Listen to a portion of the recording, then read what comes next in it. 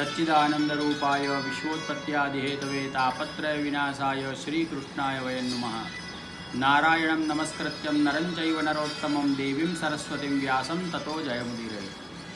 सबको जय प्रकाश उपाध्याय का जय श्री कृष्ण। भारत जो एक ऐसा देश है जहाँ एक के बाद एक नित्य उत्सव मनोरथ मनाए जाते हैं। आषाढ़ मास, शुक्ल पक्ष और एकादशी तिथि, जिसे हम देवशयनी एकादशी के नाम से जानते हैं। वैसे तो एकादशी ही महत्व की तिथि है, लेकिन मुख्य जो है दो एकादशी, एक देवशयनी एकादशी और दूसरी देव प्रबोधिनी एकादशी, ये दो मुख्य एकादशी है। देवशयनी एकादशी आषाढ़ मास के शुक्ल पक्ष की एकादशी तिथि को आती है और देव प्रबोधिनी एकादशी कार्तिक मास शुक्ल पक्ष और एकादशी तिथि, उसे देव प्रबोधिनी एकादशी कहते हैं। ये दो जो एकादशी के बीच का समय है, उसे संतों महंतों ने, हमारे शास्त्रों ने चातुर्मास का समय कहा गया है।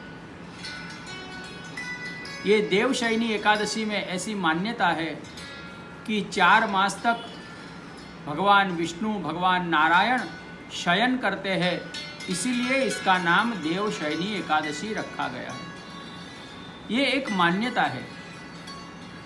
आप जरा सोचिए, अगर खुद परमात्मा ही शयन कर दे तो हम सबका क्या होगा। लेकिन ये एक प्रभु की लीला है।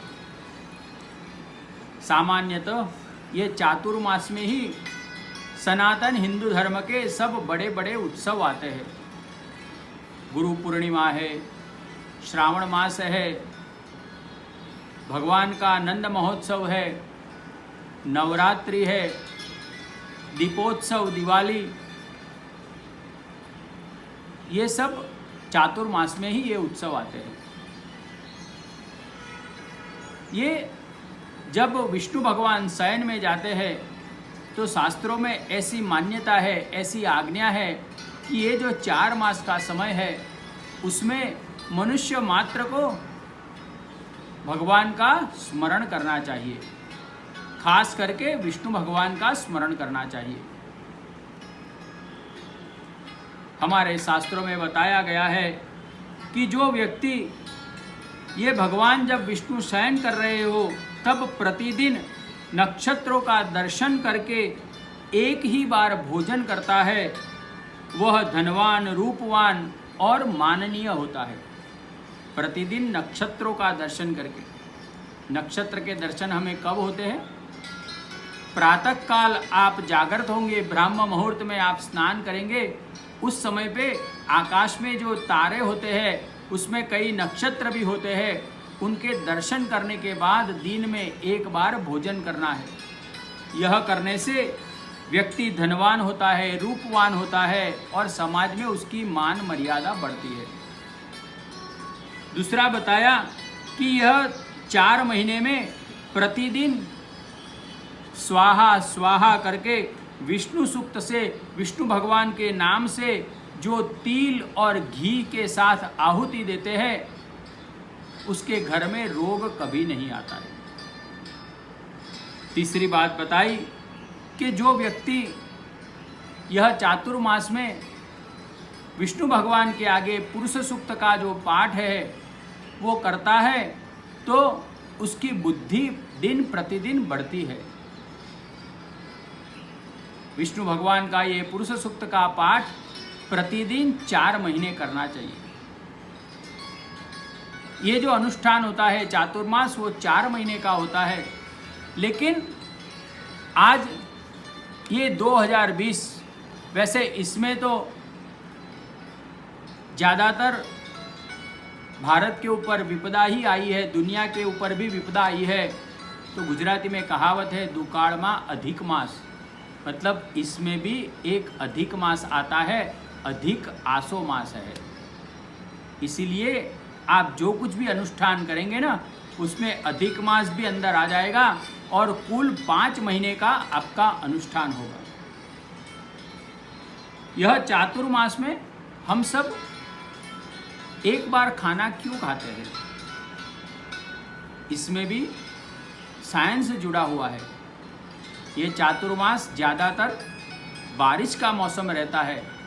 बारिश के मौसम में मनुष्य की जो पाचन शक्ति है, उसका जो डाइजेस्टिव पावर है, वो कम हो जाता है। इसीलिए चातुर्मास में हमारे संत महंतों ने ऐसा नियम बनाया, शास्त्रों ने ऐसा नियम बनाया कि केवल एक ही बार भोजन करना चाहिए। दूसरा, चातुर्मास में आपने ध्यान दिया होगा कि संत महंत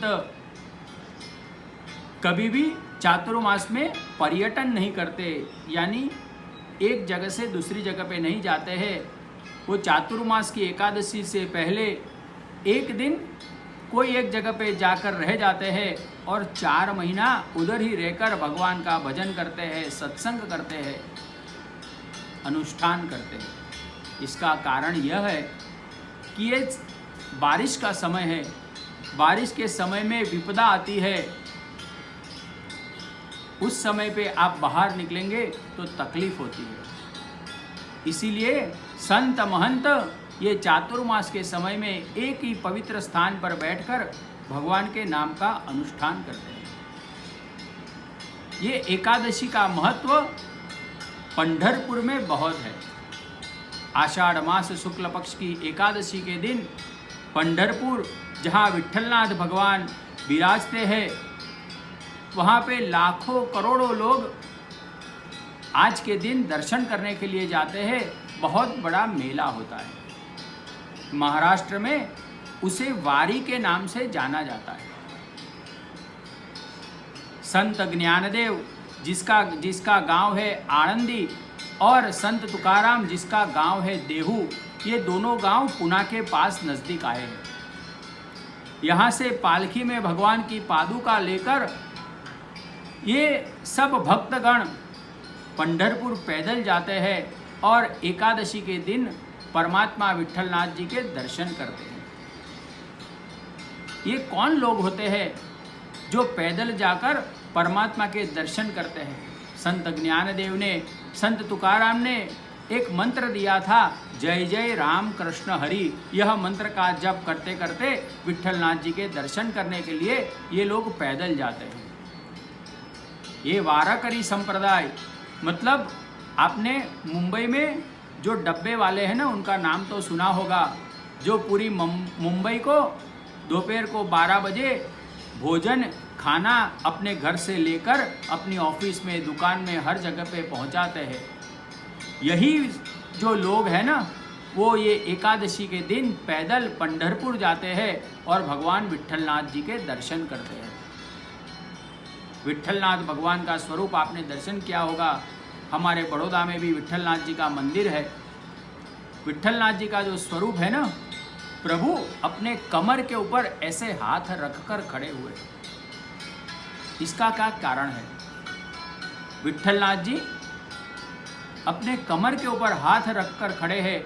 भक्त पुंडरीक के लिए विट्ठलनाथ जी प्रकट हुए थे। पुंडरीक ने माता पिता की बहुत सेवा की।